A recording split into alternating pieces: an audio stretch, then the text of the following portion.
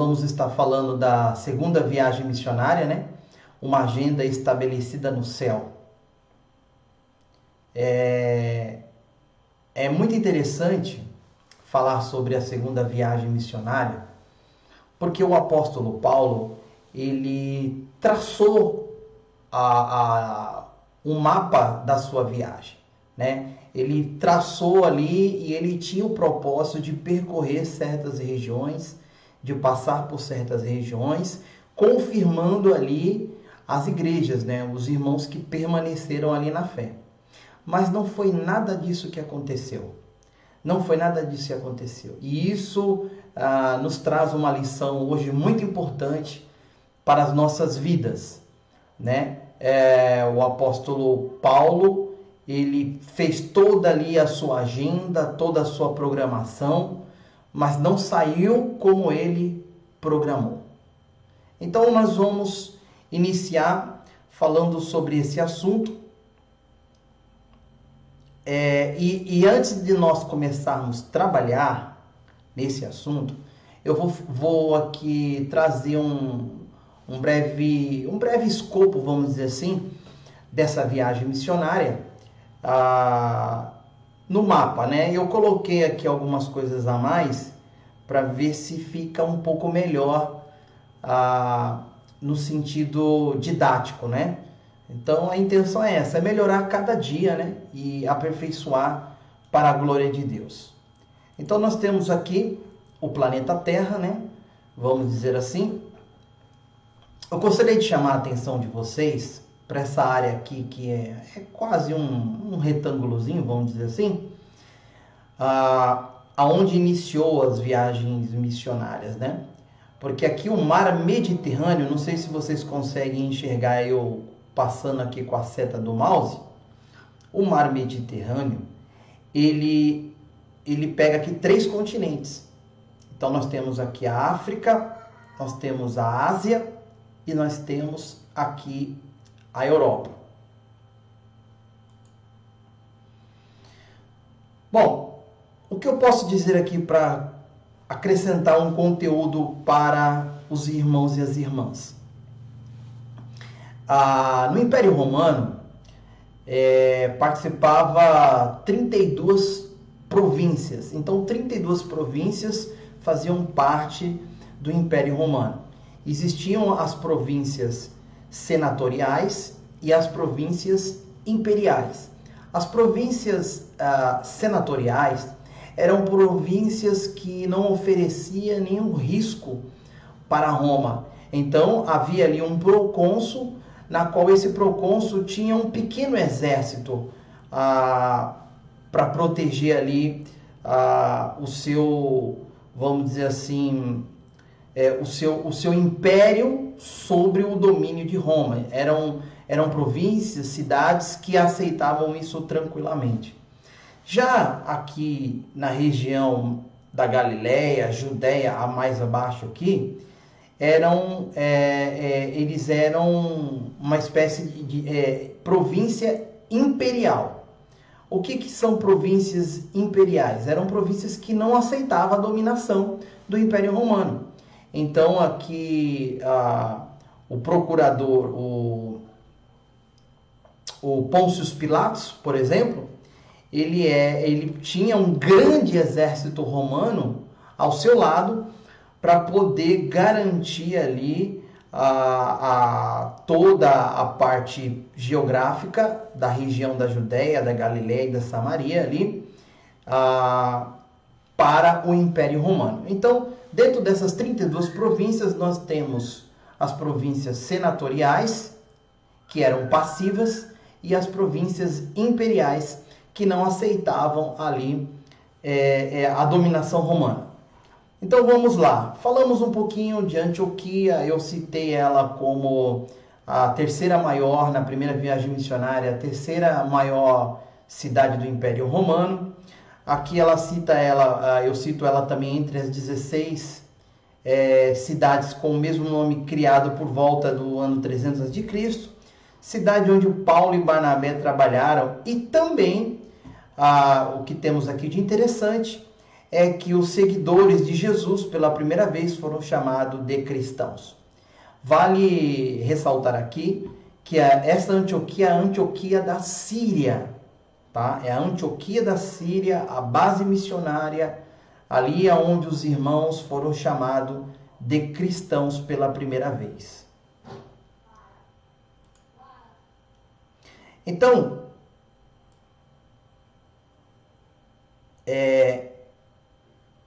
vamos aqui a dados bíblicos, né?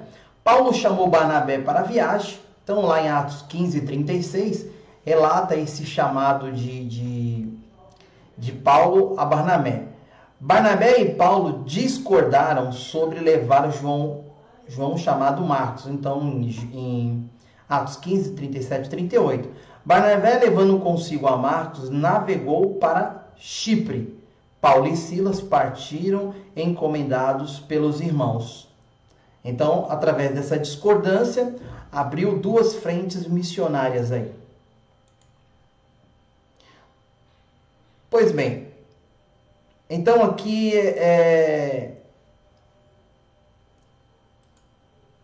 eu gostaria aqui de falar sobre a ordem dos textos aqui, irmãos, parece que não está correta. Vou procurar corrigir aqui. Só um minutinho.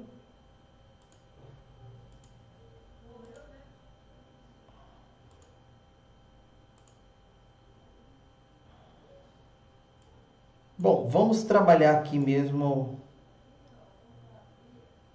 desta forma aqui. A imagem, isso, a imagem 6, melhor dizendo. Imagem 5 aqui que eu coloquei. Então, vamos lá. Então, Paulo e Silas, eles saíram ali de Antioquia e eles não fizeram o mesmo caminho, de Barnabé e João Marcos. Então, eles fizeram outro caminho. Enquanto eles foram para Chipre, Paulo e Silas foram para Listra, uma colônia romana criada no século 6 a.C. por Augusto para proteger a rota imperial, parte da região da Galileia. Paulo sofreu várias perseguições em Derbe e em Listra, como relata aqui a carta de Timóteo e de 2 Coríntios. Possivelmente se referia a esta região quando escreveu a carta aos Gálatas. Então, Paulo e Silas, eles encontraram Timóteo na cidade de Listra, né? Paulo circuncidou Timóteo e Timóteo se junta a ele na viagem. Observe aqui que eles saíram aqui por essa parte aqui, ó. Eles não navegaram até Chipre, fizeram um caminho totalmente oposto. Timóteo agora acompanha eles, passa por Icônio, né? Passam aqui por Antioquia da Pisídia e chegam aqui a Troade. Essa imagem aqui é um resto do templo lá em Troade. Olha só que interessante. Então, a base missionária do apóstolo Paulo veio aqui e construiu o seu templo, a sua igreja, e nós temos aqui alguns resquícios. Partiram de Troade, eles foram o destino para Filipos. Então, eles navegaram aqui, passaram rapidamente em Samotrácia, rapidamente em Neápolis e aportaram aqui na região de Filipos, aonde não estava dentro do plano do apóstolo Paulo.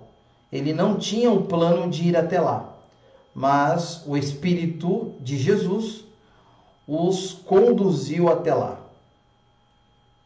Nessa cidade, Filipos é a principal cidade desta parte da Macedônia. Então aqui nós temos foto das escavações da cidade. Houve alguns fatores interessantes que nós vamos estar desenvolvendo nesse estudo é que em Filipos Deus salvou Lídia e a sua casa. Paulo expulsou o demônio de uma jovem adivinhadora. E Paulo e Silas eles foram açoitados e presos. E o Senhor salvou um carcereiro. Paulo e Silas foram soltos da prisão e foram para a casa de Lídia para ver e confortar os irmãos. Partindo ali de Filipos, eles passaram por Neápolis, passaram por Anfípolis, Apolônia e chegaram na capital Tessalônica. A cidade de Tessalônica era a capital dessa região da Macedônia. Paulo compôs 2 cartas para a igreja de Tessalônica, cidade de Gaio e Aristarco, companheiros de Paulo na sua 3ª viagem missionária. Pouco da cidade antiga é visível, pois a cidade moderna foi construída sobre ela. Então, aqui alguns resquícios da cidade de Tessalônica.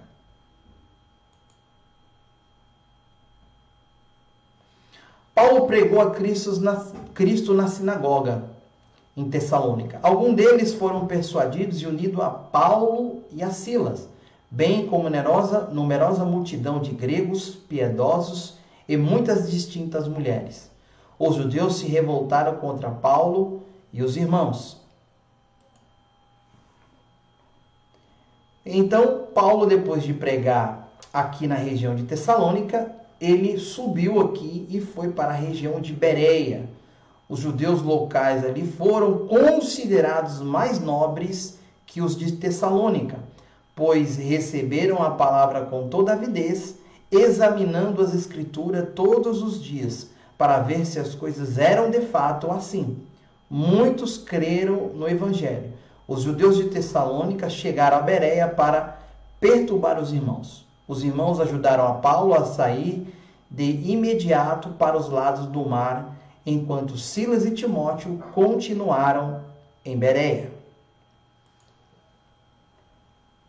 Partindo então de Bereia, os judeus ali de Tessalônica foram ali perseguir. Então Paulo ele saiu e foi para a região de Atena, uma das principais cidades da antiguidade, uma das principais cidades-estados do Império Grego, berço da civilização ocidental e da democracia, assim como centro da arte e cultura. O espírito de Paulo se revoltava ao ver a idolatria dominante na cidade. Paulo pregava na sinagoga e também na praça todos os dias. Paulo pregou Cristo no Areópago. Alguns escarneceram na mensagem, mas alguns creram. Saindo agora de Atenas, Paulo vai para a região de Acaia, mais precisamente ali na cidade de Corinto, onde a deusa Afrodite, né, a deusa do amor, era idolatrada ali. E também a deusa Diana, a deusa dos romanos. Cidade proeminente do Império Grego e capital da província da Acaia no Império Romano. Estima-se que no tempo dos apóstolos tinham aproximadamente 700.000 habitantes. Então, uma cidade bem grande aí para a sua época. Bom, em Corinto, houve muitos acontecimentos, mas alguns deles aqui eu gostaria de ressaltar.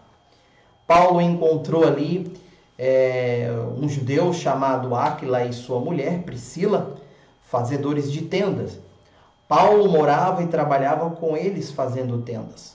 Todos os sábados pregava na sinagoga, persuadindo judeus e gregos. Silas e Timóteo desceram da Macedônia e Paulo se entregou totalmente a pregar a palavra. Os judeus se opuseram a ele, então Paulo sacudiu as vestes e foi pregar aos gentios. Crispo, o principal da sinagoga, creu no Senhor com toda a sua casa, e muitos dos coríntios creram e foram batizados. O Senhor visitou a Paulo de noite numa visão, declarando sua proteção. E Paulo ali permaneceu 1 ano e 6 meses, ensinando entre eles a palavra de Deus. Os judeus levaram Paulo ao tribunal, perante Gálio, procônsul da Caia. Os judeus, Gálio os expulsou do tribunal, ao saber que a acusação deles contra Paulo não era relevante à lei romana. Os judeus agarraram a Sóstenes, o principal da sinagoga, e os espancaram diante do tribunal. Então Paulo ficou ali muitos dias. E aí aprove a Deus que ele retornasse da sua viagem missionária. E assim foi feito. Ele não despediu-se dos irmãos e dali navegou de volta para a Síria.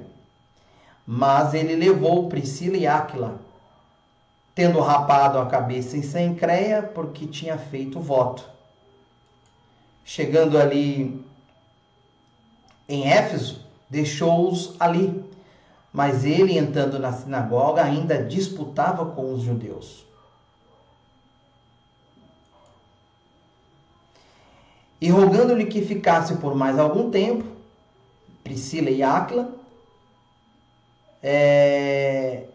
antes se despediu deles, dizendo: querendo Deus outra vez, voltarei a vós, e partiu de Éfeso. Então aqui nós podemos observar no mapa a cidade de Éfeso, que ainda faz parte da Ásia, e aí ele saiu e retornou aqui para o porto de Cesareia, veio até Jerusalém, Antioquia, relatando todas as coisas, aqui onde é a base missionária. Então aqui está uma breve síntese da segunda viagem missionária do apóstolo Paulo. E agora nós vamos aqui falar um pouquinho daquilo que é extremamente importante, das aplicações dessa segunda viagem missionária. Como eu disse, nós estabelecemos a nossa agenda aqui na Terra.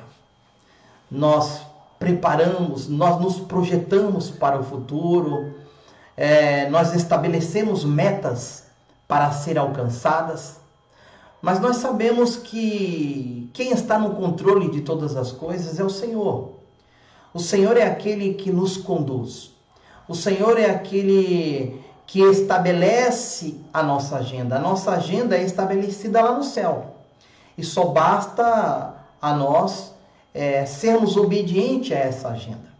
O que eu quero dizer aqui não é que nós não temos que traçar metas, propósitos e objetivos. Sim, precisamos traçar as nossas metas, os nossos propósitos e objetivos na vida, em todos os aspectos. A grande questão é que, mediante esses propósitos e essas metas estabelecidas, quando o Senhor intervir, temos que ser obedientes e interromper os nossos projetos, porque importa mais ser fiel à ordem do Senhor. E assim, o apóstolo Paulo nos deixou aqui um grande exemplo. E é nesta grande aventura que nós vamos mergulhar nesta noite.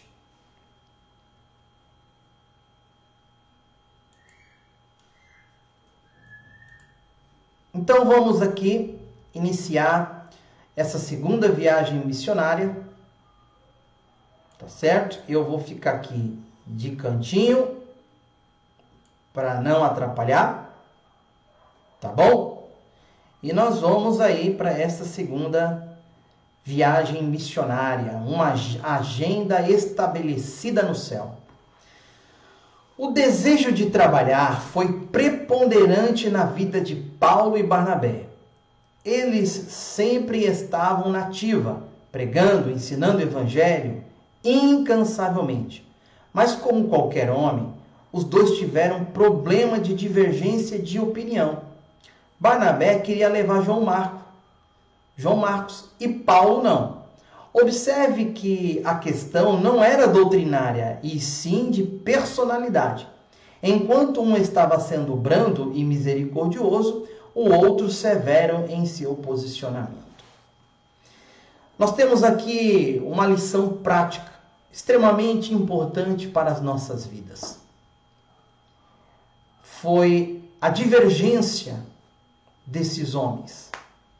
A Bíblia, em algumas traduções, diz aí que foi tal a discórdia, né? Nós temos uma tradução aí, se eu não me engano, é a atualizada, que diz que foi tal a discórdia, tal foi o desentendimento. E eu quero dizer para você que a discórdia, ela acontece. Infelizmente, aonde o homem está, há discórdia. Dentro da falhabilidade humana, essa possibilidade, ela acontece, assim como aconteceu na vida de Paulo e Barnabé. Não tem como. Mas o que me chama a atenção aqui é que eles não deixaram ser levados por essa discórdia. Os desentendimentos acontecem na nossa caminhada, na nossa vida de fé. Mas não podemos deixar nos abater por essas discórdias, por esses desentendimentos. Ora, se aqui fosse uma questão doutrinária, poderíamos avaliar aqui com mais facilidade quem estava com a razão dentro daquilo que a palavra de Deus nos ensina. Mas a discórdia era uma questão de personalidade. Um tinha um posicionamento mais severo e o outro tinha um posicionamento mais brando. Haja vista também que João Marcos era primo de Barnabé. O fato é que esses dois missionários, esses dois homens de Deus, eles não se deteram na obra do Senhor. Eles prosseguiram na obra de Deus. Eles continuaram ali na obra de Deus. Infelizmente, ali eles se separaram. Barnabé foi para a ilha de Chipre, juntamente com João Marcos. E Paulo, com Silas, foi para outras regiões. Agora, Deus, ele é o único capaz de tomar o erro do homem e transformá-lo, esse erro do homem, em bênção. Por que eu estou falando isso? Houve ali uma discórdia. Só que observa só que nessa discórdia ocorreu duas frentes missionárias. Uns foram para Chipre, outros foram para outras regiões. Então, qual é a lição que eu quero trazer nessa noite a respeito deste fato? É que nós somos seres falhos. É que nós somos seres sujeitos a erros. Mas que essas discordâncias de opiniões jamais devem nos impedir de fazer a obra de Deus. Jamais. Os dois tinham um chamado. Mas ali Deus pegou aquele momento de desentendimento e abriu duas frentes missionárias. Então, sabe de uma coisa? A discordância, ela vem, mas a obra do Senhor, ela é perfeita. A obra de Deus, ela é perfeita. E nós não podemos impedir. Se nós nos determos em fazer a obra de Deus ela não para. Quem vai estar perdendo com tudo isso? Quem vai estar perdendo em mergulhar nas profundezas do Espírito? somente é eu e você. Nada pode te impedir de ir além. Nada pode te impedir e começar a dizer, porque falaram isso para mim, ou porque falaram aquilo para mim. Eu posso dizer particularmente que já fui muitas das vezes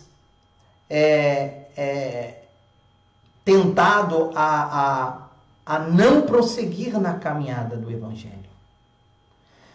Mas os meus olhos estão fitos nos céus, olhando somente para aquele que me chamou, olhando somente para aquele que me separou. E não é diferente na sua vida. Não se detenha diante das circunstâncias. Não se detenha diante dos problemas.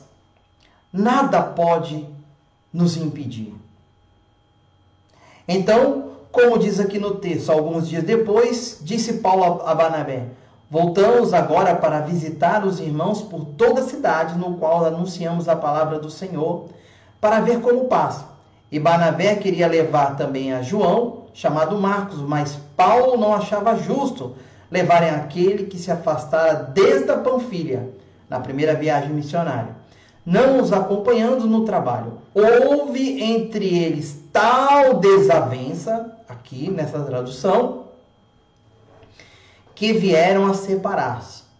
Então, Barnabé, levando consigo João Marcos, navegou para Chipre, mas Paulo, tendo escolhido a Silas, partiu encomendado pelos irmãos à graça do Senhor. Essas últimas palavras aqui me chamam muita atenção, porque Paulo e Silas, eles foram encomendados à graça do Senhor pelos irmãos. Ora, se Deus te escolheu, se você tem um chamado de Deus, se os irmãos encomendam a graça na sua vida, seja ela numa escolha ministerial, aqui agora dizendo, né? Seja ela numa escolha ministerial, você já tem tudo. Você já tem tudo. Não tem coisa melhor do que os irmãos encomendar a graça. Faça a obra de Deus. Faça aquilo que o Senhor lhe ortogou. Vá em frente. Prossiga. Vai avante. Aqueles irmãos, eles não falaram coisas grandiosas, mas encomendaram a graça. Se você tem a graça, você tem tudo. O Senhor te chamou, o Senhor te separou. É só fazer agora aquilo que Ele colocou nas suas mãos. Não te detenhas. Prossiga avante.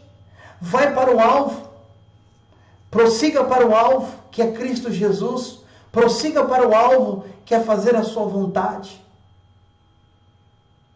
A igreja de hoje é uma igreja que precisa ser militante. Uma igreja que faz a vontade de Deus. Uma igreja que verdadeiramente arregaça as mangas e põe a mão no arado. Paulo não se deteve e não se detenha diante das circunstâncias.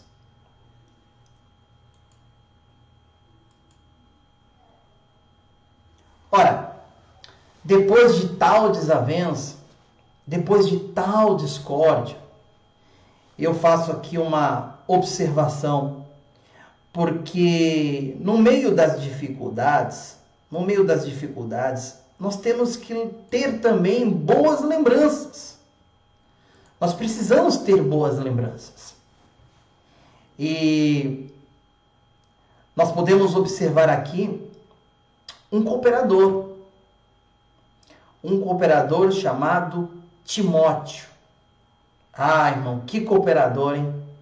Quando eu olho para Timóteo, eu falo, Senhor, eu quero ser um cooperador do teu reino, como Timóteo foi. Eu sei que para mim é um pedido até muito, um pedido muito sublime, esse pedido a ti. Mas quando eu olho para as qualidades deste homem de Deus, eu fico impressionado.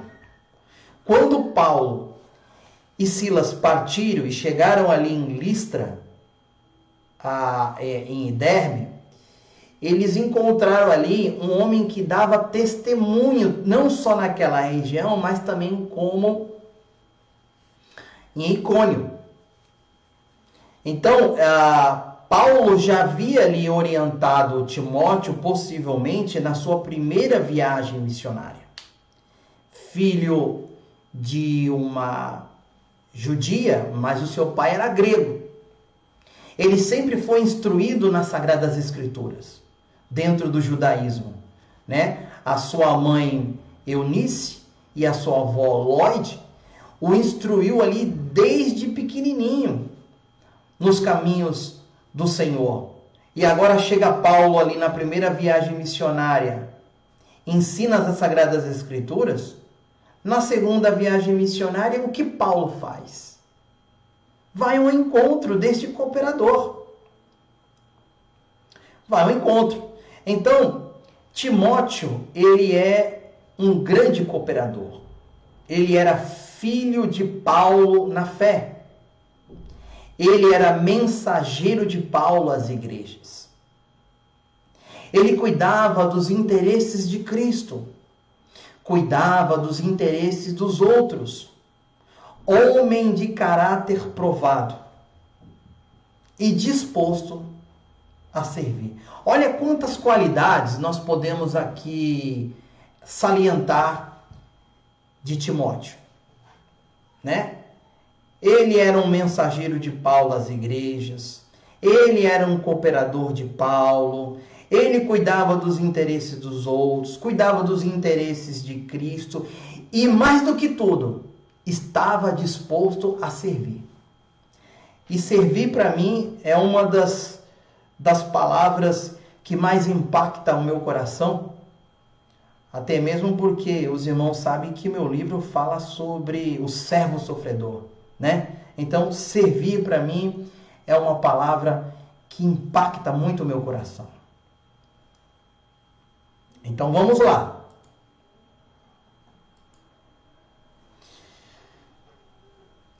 Espero, porém, no Senhor Jesus. Então vamos aqui a um texto bíblico que está lá em Filipenses, capítulo 2, o versículo do 19 ao 33. O apóstolo Paulo escreve ali para os irmãos ali de Filipos. E olha só o que ele escreve. Espero, porém, no Senhor Jesus, mandar-vos Timóteo, o mais breve possível, a fim de que eu me sinta animado também, tendo conhecimento da vossa situação. Porque a ninguém tenho de igual sentimento, que sinceramente cuide dos vossos interesses, pois todos eles buscam o que é seu próprio, não o que é de Cristo Jesus. E conheceis o seu caráter provado, pois serviu ao Evangelho, junto comigo, como filho ao Pai. Este, com efeito, é quem espero enviar, tão logo tenha eu visto a minha situação. Olha só que bênção, irmãos e irmãs. Olha só que coisa maravilhosa.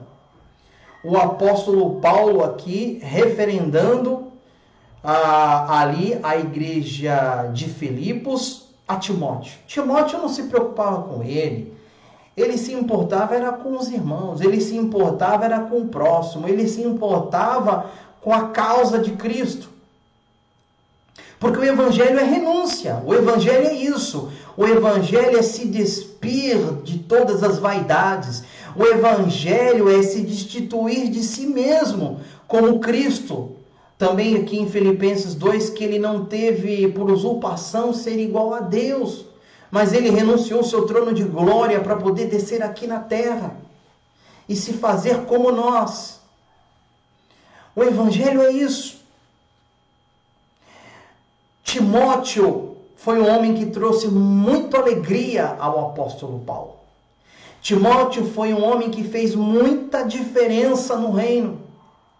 Não podemos dizer da mesma forma aqui desses outros 3 homens, Emineu, Fileto e Alexandre, conhecido também como Alexandre o Latoeiro, 3 pessoas que causaram danos para o Evangelho e para a vida de Paulo. Paulo fala na carta a Timóteo a respeito do naufrágio da fé, em 1 Timóteo 1,19, e entre esses foram Emineu e Alexandre, os quais entreguei a Satanás, para que aprendam a não blasfemar. Também, Paulo aqui cita eles como os falastrões, e há palavras desses como gangrena, entre os quais são Emineu e Fileto. 2 Timóteo 2,17. Então, a gangrena, irmãos, ela se alastra por todo o corpo. Sempre vai existir no nosso meio aqueles que são os falastrões, aqueles que falam demais, aqueles que não faz o bom uso da palavra para poder tentar entristecer, esmorecer a obra do Senhor. Mas que neste momento e nesta ocasião, olhamos para os Timóteos, olhamos para aqueles que estão ali e dando bom testemunho, firme na obra, e esquecemos Emineu, vamos esquecer Fileto, vamos esquecer Alexandre o Latoeiro, que causou muitos danos. Não vamos nos importar com os falastrões. Não vamos nos importar com aqueles que falam demais, falam demasiadamente e fazem pouco. O Evangelho de Cristo é o Evangelho de colocar a mão e não o Evangelho de ficar falando. Somente falando, falando e falando. Mas vamos olhar para os Timóteos. E você é um Timóteo. Você é um escolhido. Você é um chamado do Senhor.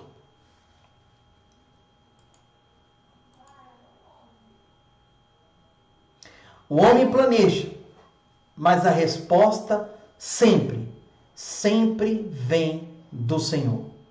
O caminho da viagem já estava traçado.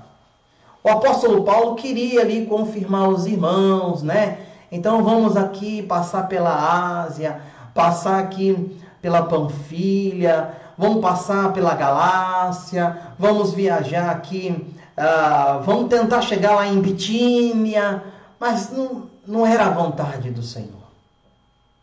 É preciso estar atento à vontade de Deus. Qual é a vontade de Deus na sua vida? O que Ele tem para te revelar? O que Ele tem para te mostrar? Deus tem coisas grandiosas para mostrar para a sua igreja e para o seu povo. Mas é preciso ter sensibilidade. Essa sensibilidade, ela é primordial. A sensibilidade, ela é essencial para nos mantermos na rota de Cristo, na direção de Cristo, e não segundo o meu propósito e o seu propósito. Então, estava tudo traçado. A intenção de Paulo era confirmar os cristãos da primeira viagem missionária, que é um bom plano. É um bom plano, certo? Porque ele estava velando pelo cuidado das igrejas estabelecidas, né, de cada região. Mas a soberania de Deus, o Espírito de Jesus, o Espírito de Cristo está no controle da história, da minha vida e da sua vida. O avanço pela Ásia foi frustrado. E aí nós temos aqui 2 versos belos e que toca profundamente os nossos corações, que está em Provérbios 19, 21. Muitos propósitos há no coração do homem, mas o desígnio do Senhor permanecerá. O desígnio do Senhor permanecerá. Já em Provérbios 16:1 diz assim: o coração do homem pode fazer planos, mas a resposta certa dos lábios vem do Senhor. A resposta certa vem dos lábios do Senhor. Paulo não hesitou em entender a visão, lá em Troade, de um macedônio que lhe rogava ajuda. A obediência é o caminho para a perfeição. Eu não estou falando que nós vamos ser perfeitos, mas a palavra de Deus nos instrui a ser de perfeito. Quando fala sede perfeito, assim como eu sou perfeito, esse texto nos induz a buscar uma perfeição dia após dia, mesmo que nós não alcancemos essa perfeição. Mas nós temos que ter o desejo de buscá-la. E a obediência, ela é o caminho para a perfeição. A caravana partiu para aquele destino. Eles não hesitaram. Eles atravessaram o mar. Era mais fácil ficar no conforto da Ásia, ficar ali aonde eles já conheciam, confirmando todas as igrejas. Mas precisava atravessar o mar, precisava ir mais além, e essa era a vontade do Senhor. A vontade do Senhor está em primeiro lugar. Então, vamos avançar, igreja. Vamos prosseguir, vamos avante, não vamos parar. E aí diz que a caravana seguiu o seu destino. Deus não somente chama e envia os missionários, mas norteia os passos. O Senhor norteia os nossos passos. Então, pregando o Evangelho na Europa. Eles foram pregar o Evangelho na Europa. Saindo do Oriente, partiram para o Ocidente. O eixo da pregação foi deslocada da Ásia para a Europa, o que trouxe novos desdobramentos nos acontecimentos futuros. Graças à direção de Deus, o berço do cristianismo transacionou e fomos alcançados pelo Evangelho da graça. Agradecemos a Deus, porque o Evangelho chegou ao Ocidente. E o Evangelho chegou até nós, porque isso estava nos planos do Senhor. Se as nossas vidas estivessem dentro dos planos do apóstolo Paulo, talvez hoje nós não estaríamos aqui adorando, engrandecendo e louvando o nome santo do Senhor. Mas, como o Senhor sabe de tudo e de todas as coisas, Ele sabia que o Evangelho precisava ir para a Europa. A rota precisava ser alinhada. A rota precisava estar nos passos do Senhor. E ali chegou. Então, vamos lá. Se Deus está mandando, vamos lá. Chegou ali na cidade de Filipos, uma cidade extremamente importante ali da região da Macedônia, como eu mostrei no mapa. Chegando lá, houve 3 fatos que eu acho de extrema importância para a aplicação das nossas vidas. Primeira delas é o que eu posso dizer, que houve um encontro de 3 classes de pessoas distintas, impactadas para difundir o Evangelho. O Evangelho de Cristo não tem barreiras. O Evangelho de Cristo não tem etnias, não tem raça, não tem miscigenação que possa detê-la. Então, a palavra ali teve um encontro no momento de oração, ali na beira do rio, uma mulher chamada Lídia, uma empresária, vendedora de púrpura, oriunda da cidade de Tiatira, A cidade de Tiatira era uma cidade que ficava na Ásia Menor. Uma mulher que transitava entre a Europa e a Ásia. Olha só que interessante. O comércio permitia o contato com diversas pessoas de diversas regiões.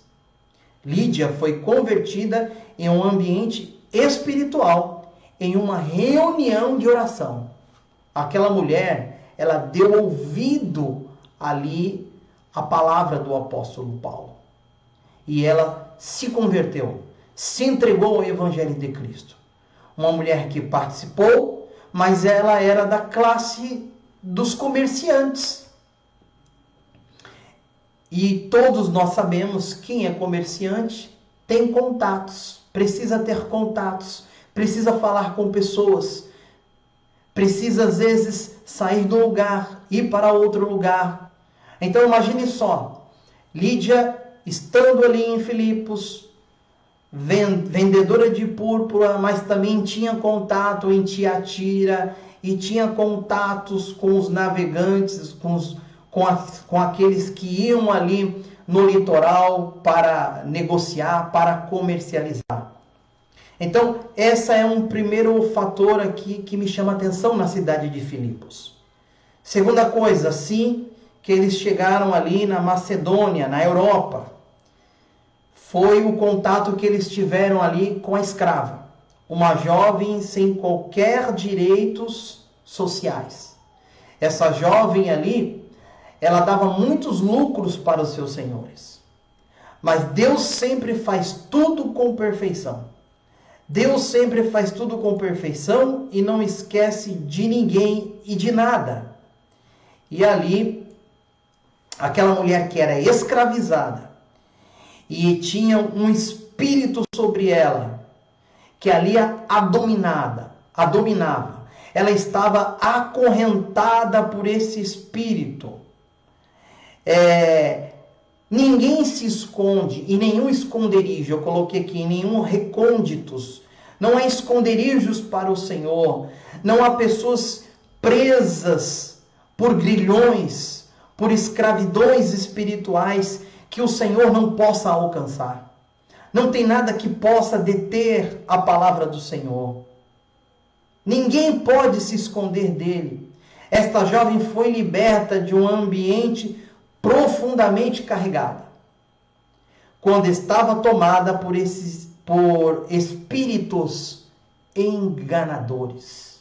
Seja lá a pessoa que for, comerciante, seja lá a pessoa que for, presas por cadeias, o Senhor Jesus quer te libertar. O Senhor Jesus quer ter um encontro contigo. Eu me recordo, comentei até com o pastor André, que eu tive uma experiência no sábado, uma experiência muito interessante. Eu estava indo aqui na padaria de casa, e encontrei com 2 presbíteros, amigos meus da Assembleia de Deus, e ali começamos a conversar. Observamos que na esquina de casa tinha o carro da polícia.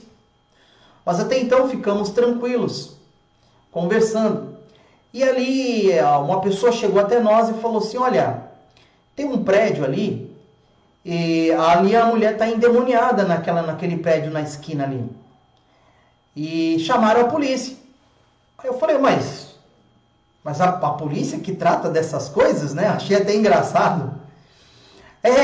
O rapaz lá está pedindo se vocês podem ir lá orar. Eu falei, então vamos lá orar.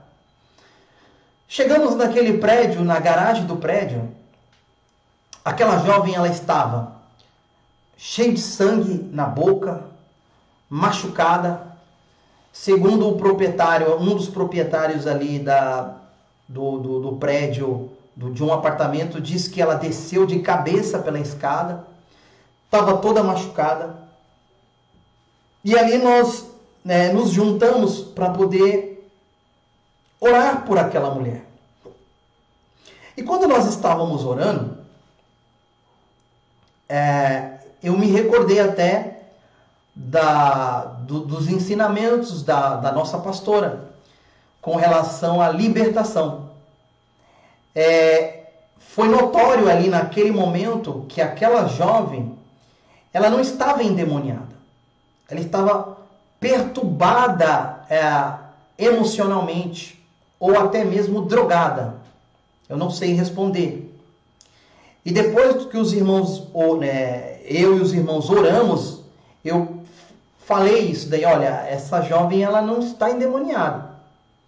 Ela está perturbada emocionalmente com alguma coisa, ou até possivelmente usou alguma droga. Melhor chamar uma ambulância para ela. E logo, não demorou muito, a ambulância chegou ali naquele lugar para poder resolver esse problema, dar um calmante para ela, alguma coisa assim desse tipo.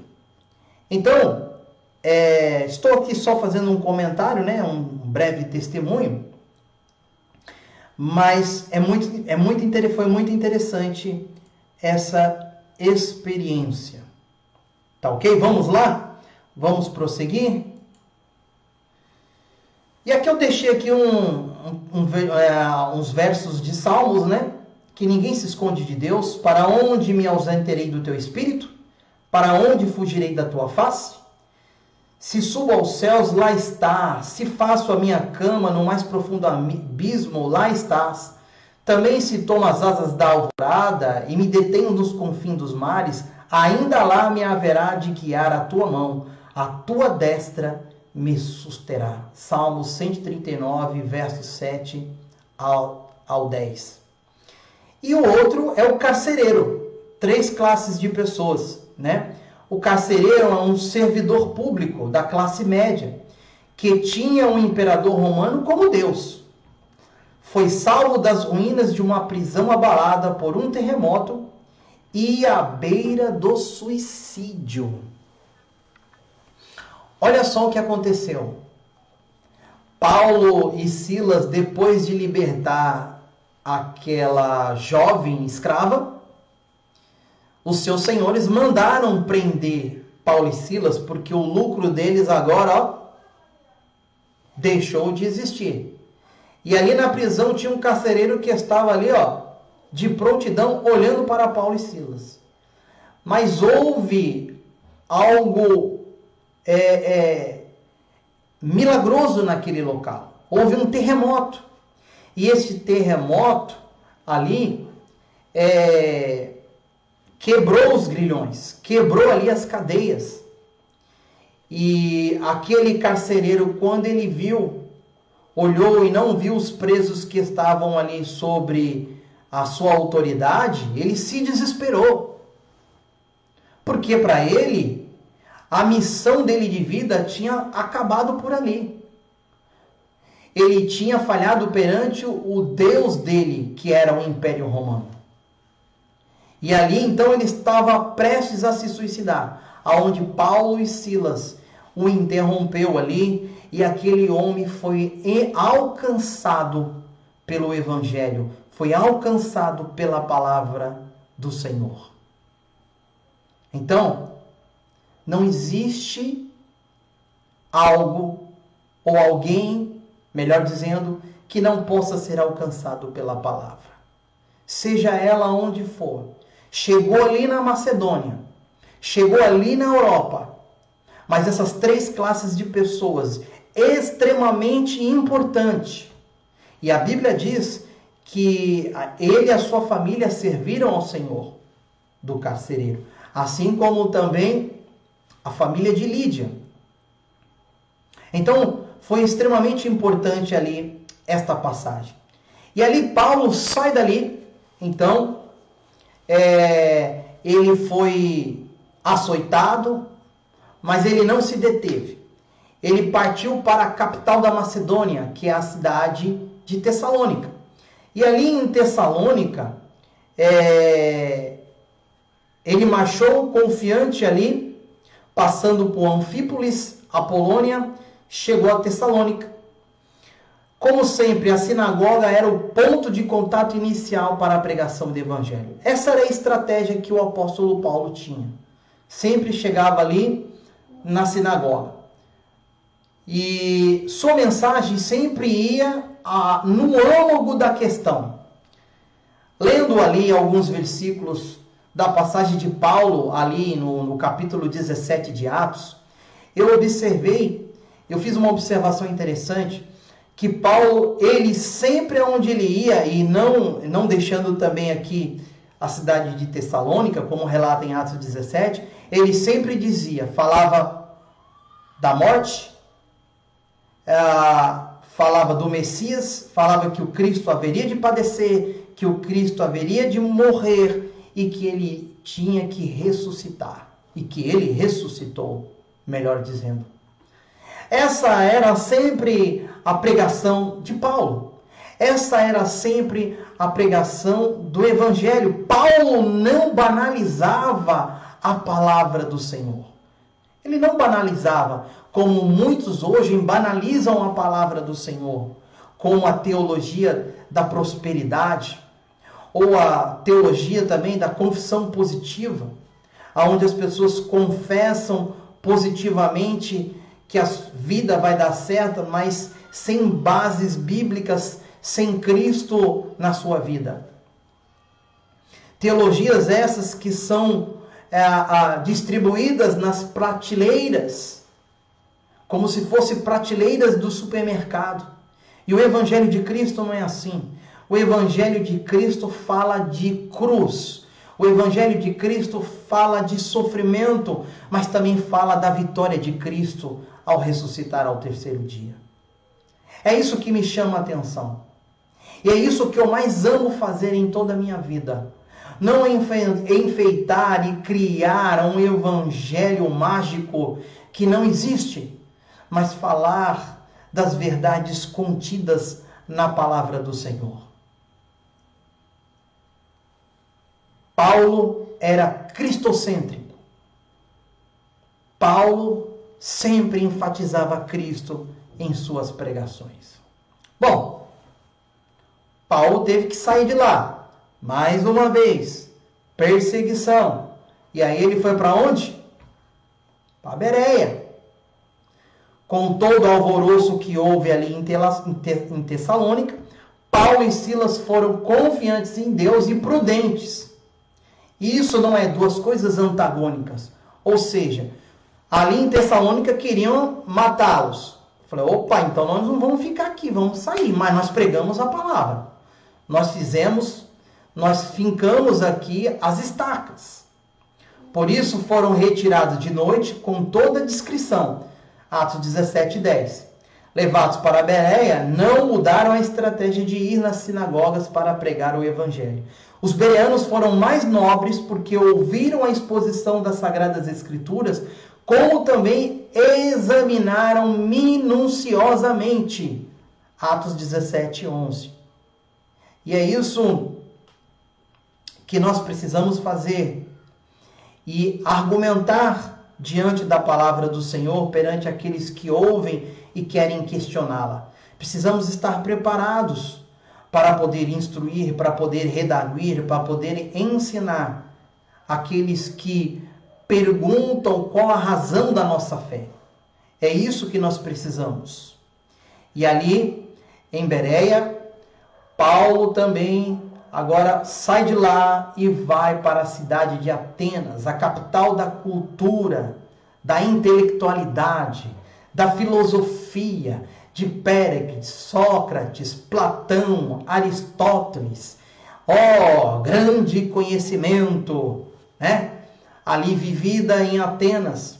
Atenas era o berço da filosofia. O que realmente impressionou Paulo não foi toda essa cultura e essa sabedoria que ele encontrou em Atenas.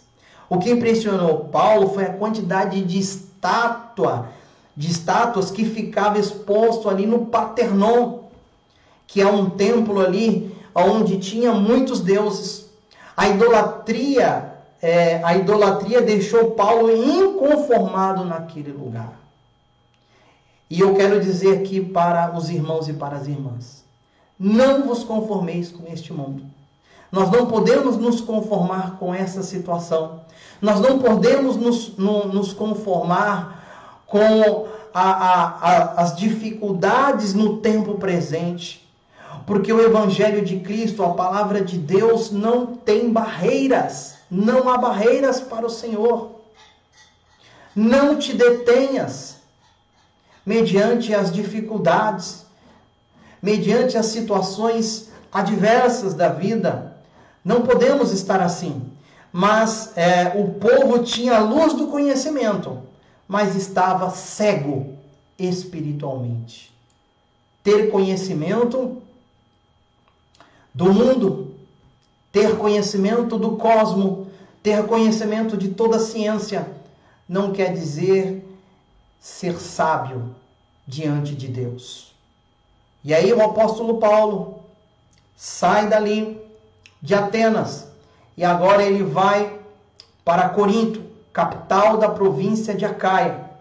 Corinto é um divisor de águas e uma cidade extremamente importante, porque ela é banhada pelo Mar Jônico e pelo Mar Egeu, tendo ali um porto ali muito importante, o porto de Cencreia. Esse porto ali fazia comércio com toda a Europa e também com a Ásia. Uma cidade realmente cosmopolita, sua economia muito forte, mas uma cidade entregue ao pecado. Ali ficava o templo de Afrodite, a deusa do amor, onde mais de 1000 prostitutas cultuais exerciam suas atividades religiosas e à noite desciam para o cais para a prática da imoralidade. O homossexualismo era uma prática comum e até incentivada em Corinto. Olha só como é que era a cidade de Corinto. Paulo permaneceu 18 meses na cidade, uma igreja vibrante, mas que também trouxe muito infortúnio para ele. A estaca foi fincada lá, e em meio a muitos ajustes, as tendas se estenderam, e a igreja cresceu, e o evangelho foi propagado, sendo o esteio do mundo ocidental. E Corinto foi muito estratégico para a pregação. Irmãos, eu sei que o tempo já está esgotado, então eu quero só aqui dizer para os irmãos que ali ele encontrou ali Priscila e Áquila, e ali ele levou para Éfeso Priscila e Áquila, deixaram ali na igreja para poder ensinar a igreja ali do Senhor, e retornou para o porto de Cesareia, passando por Jerusalém e voltando para a base missionária em Antioquia. Espero que os irmãos tenham aí tirado lições práticas dessa viagem emocionante, a segunda viagem missionária do apóstolo Paulo, e que nós possamos mergulhar, nos propósitos de Cristo. Então vamos orar neste momento. Senhor, meu Deus e meu Pai, eu te agradeço, Senhor, por essa oportunidade de nós mergulharmos na segunda viagem missionária e tirarmos aqui lições práticas para a nossa vida, Senhor. Senhor Jesus, que cada irmã, que cada irmão, meu Pai, nesta noite, possa sair fortalecido, possa sair fortalecida, possa sair alegres e cheio do Teu Espírito Santo, Senhor. Que cada um, Senhor, possa ter, meu Pai, uma semana abençoadora para a honra e a glória do Teu santo nome, Jesus. Amém. Um forte abraço e um beijo no coração de todos vocês. Que Deus abençoe em nome de Jesus.